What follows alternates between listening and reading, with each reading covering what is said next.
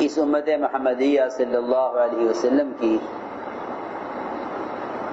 جہاں بہت ساری فضیلتیں ہیں، اس میں خصوصیت یہ بھی ہے کہ اس امت کی جسمانی قوت بھی کم اور اس امت کی عمریں بھی کم. پچھلی امت کی عمریں زیادہ ہوتی، اس امت کی عمر بھی کم اور جسمانی قوت بھی پچھلی قوموں سے بہت کم ہے. حضور اکرم صلی اللہ علیہ وسلم کو اس کا فکر تھا کہ میری امت کی عمریں پچھلی امتوں کے مقابلے میں کم ہیں. 60-70 کے درمیان میری امت کی عمریں بتا دی گئی مجھے. اب میری امت اعمال میں دوسری امتوں سے آگے کیسے بڑھے گی؟ وہ 500-500 سال، 400-400 سال، 300-300 سال عمل کریں اور میرا امتی 60-70 سال کے درمیان کی عمر تک عمل کرے، تو میری امت اعمال میں آگے کیسے بڑھے گی؟ تو اللہ رب العزت نے ایسے اعمال اس امت کو عطا فرما دیے کہ یہ اپنے کم وقت میں زیادہ عمل کا اجر کما سکتے ہیں.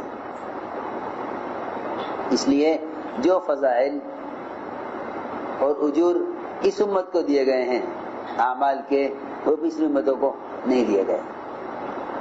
لیکن امت نے اس کم عمری میں اتنے مواقع ملنے کے باوجود ناقدری اور ناشکری کی وجہ سے اپنے اعمال کو ضائع کر لیا. عمل ضائع ہوتا ہے دو چیزوں کی کمی سے، ایک احتساب کی کمی، دوسرے علم کی کمی. علم اور احتساب، جس عمل میں یہ دو چیزیں نہ ہوں وہ عمل بدعت بن جاتا ہے. احتساب نہ ہو تو عمل عادت بن جائے گا، اور علم نہ ہو تو عمل بدعت بن جائے گا. ساری جتنی بھی بدعات ہیں وہ صرف اس لیے ہیں کہ اس عمل کی تو خبر ہے لیکن اس عمل سے متعلق علم کی خبر نہیں ہے کہ یہ عمل کیوں ہے.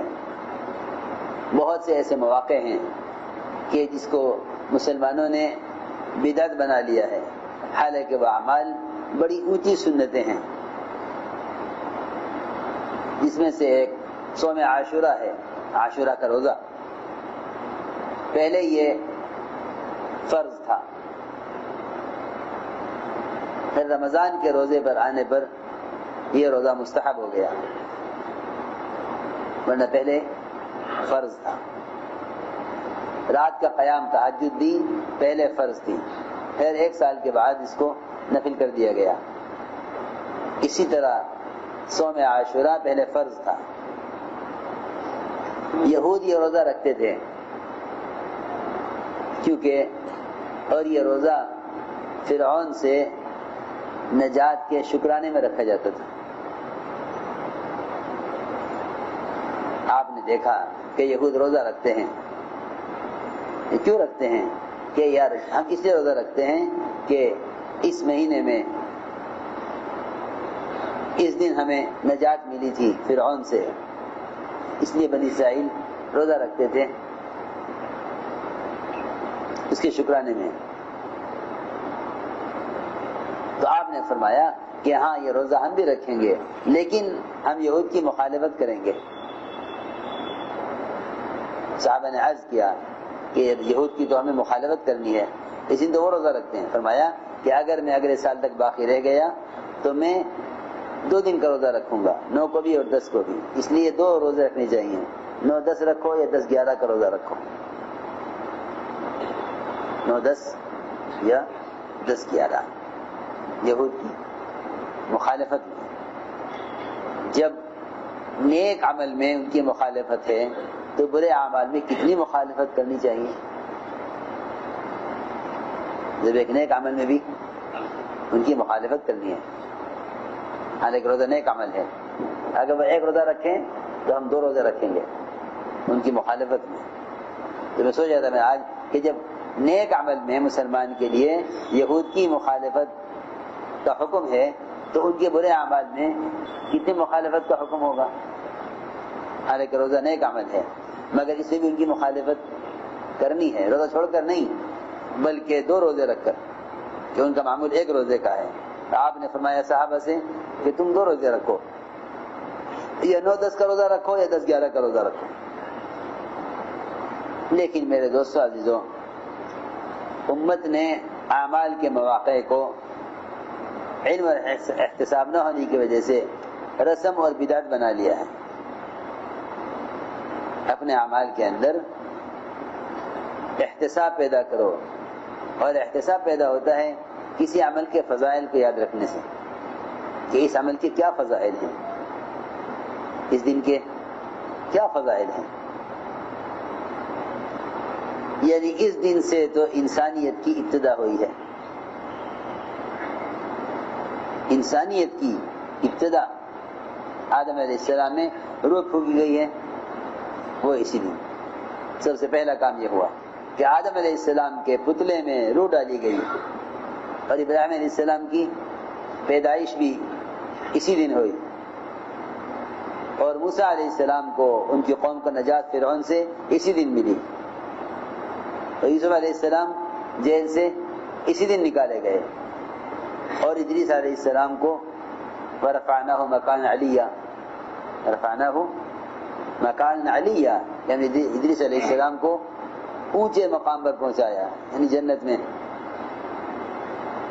سورج کی تپش کو کم کرایا تھا دعا کرا کے کہ فرشتہ جو سورج پر مسلط متعین ہے وہ اس کی گرمی کو کیسے برداشت کرتا ہوگا جب اتنی دور رہنے والے انسان اس کی گرمی سے پریشان ہیں. اللہ سے دعا کی کہ اللہ اس فرشتہ جو تو نے سورج سے متعین کیا ہوا ہے اس سے گرمی کو کم کر دے. اس دن فرشتہ نے محسوس کیا کہ آج مجھے سورج کی گرمی تپش کم محسوس ہو رہی ہے. اللہ سے پوچھا، اللہ نے فرمایا کہ ہاں ہمارا ایک بندہ ہے جسے تیرے لیے یہ دعا کی، ہم نے اس کی دعا پر تیرے لیے سورج کی گرمی کو کم کر دیا. کون بندہ ہے وہ؟ کہ وہ ادریس ہے. کہ اللہ جب اس نے میرے لیے یہ کیا ہے تو کیا میں اس کی ملاقات نہ کروں؟ کہ ہاں ضرور مل گیا ہو. آئے تو ادریس علیہ السلام کہ بھئی بات یہ ہے کہ میرے لیے کام کر دو. کہ کیا؟ کہ سیر کرا دو ذرا جنت دوزخ. چلیے لے گئے کہ پہلے جنت دیکھیں گے؟ نہیں، پہلے جہنم دکھلاؤ، پہلے جہنم دکھلاؤ. کہ چلو جی پہلے جہنم دیکھ. پہلے جہنم دیکھی، پلسرات دیکھا، پھر جنت میں گئے. جنت میں ساری جنتیں دیکھی، میری کون سی ہے؟ کہ یہ آپ کی جنت ہے. اس میں داخل ہوئے. میں کہا اچھا تم جاؤ، اب تم جاؤ، چھٹی تمہاری، ہم تو یہاں رہیں گے. کہ نہیں، یہاں آپ کیسے رہیں گے؟ یہ کیسے نہیں رہیں گے؟ اللہ نے فرمایا ہے جو جنت میں داخل ہو جائے گا وہاں سے کبھی نکالا نہیں جائے گا. فرشتے نے کہا اللہ نے یہ بھی تو کہا ہے وَإِن مِّنكُمْ إِلَّا وَارِدُهَا كَانَ عَلَىٰ رَبِّكَ حَتْمًا مَقْضِيًّا، یہ بھی تو کہا اللہ نے. تو ادریس صاحب نے کہا اسی لیے تو پہلے جہنم ہو کر آیا ہوں، وہاں سے اس لیے گزر کے آیا ہوں. ہم تم یہاں سے جائیں گے نہیں. اللہ نے فرمایا چھوڑ دو میرے بندے کو. وَرَفَعْنَاهُ مَكَانًا عَلِيًّا، ادریس علیہ السلام اسی دن جنت میں داخل کیے گئے، اور نوح علیہ السلام کی کشتی جودی پہاڑ پر اسی دن آ کر رکی. یونس علیہ السلام مچھلی کے پیٹ سے اسی دن باہر پھینکے گئے، اور موسیٰ علیہ السلام پر توریت اسی دن نازل کی گئی. ابراہیم علیہ السلام کو آگ میں اسی دن ڈالا گیا، اور آدم علیہ السلام کی توبہ بھی اسی دن قبول ہوئی. اتنا کچھ اس مہینے میں کرنے کا ہے کہ رمضان کے بعد سب سے افضل مہینہ وہ محرم کا ہے، کیونکہ اللہ کا مہینہ ہے. شہر اللہ، اس مہینے کے ساتھ اللہ کی نسبت ہے. شہر اللہ المحرم بہت بہت نیکی کمانے کا مہینہ ہے، مگر جہالت نے اور بدعتوں نے اور پچھلوں کو دیکھ کر عمل کرنے والوں کے عمل نے بجائے انفاق کے اسراف پر ڈال دیا، اور بجائے اتباع سنت کے بدعتوں پر ڈال دیا. یعقوب علیہ السلام کی بینائی بھی اسی دن واپس ہوئی. یعقوب علیہ السلام کی بینائی چلی گئی تھی. یوسف علیہ السلام کا کنویں سے بھی نکالا جانا اسی دن ہوا, اور ایوب علیہ السلام کو شفا بھی اسی دن ہوئی. داؤد علیہ السلام کی توبہ بھی اسی دن قبول ہوئی, اور سلیمان علیہ السلام کو سلطنت دی. کیا جو کچھ لینا ہے مہینے میں لے لو, جو کچھ لینا ہے اس مہینے میں لے لو, اس دن لے لو. قیامت کے دن کا قائم ہونا بھی یہی اسی مہینے میں ہے. قیامت اسی مہینے میں قائم ہوگی. حضرت عمر کی شہادت بھی اسی مہینے میں ہوئی ہے, اسی دن ہوئی ہے. بہرحال بہت سی چیزیں ہیں جو اس مہینے میں خاص طور پر پیش آئی ہیں, تو اہتمام کریں ساتھی روزہ رکھنے کا. ہاں لیکن اللہ کے راستے کی نقل و حرکت میں کمی نہ آنے دیں. صحابہ کرام اللہ کے راستے کی نقل و حرکت میں تاخیر نہیں کرتے تھے, اگرچہ ان کو خروج کی وجہ سے رمضان کے روزے بھی چھوڑنے پڑے جو فرض ہیں. ایسا نہ کرے کوئی کہ چلو جماعت میں نہ جا کے روزہ رکھ کے یہاں قیام کر لوں, ایسا نہ کریں. اگر ہمت ہو تو روزے کو اور خروج کو جمع کر لیں, ہمت نہ ہو تو خروج کو مقدم رکھیں, روزہ کھول لیں. فرماتے ہیں وہ قتادہ رضی اللہ تعالی عنہ, تو حضور اکرم صلی اللہ علیہ وسلم سے پوچھا گیا عاشورہ کے دن کے روزے کے بارے میں. فرمایا 1 سال کے گناہ معاف کرا دیتا ہے روزہ, 1 سال کے گناہ.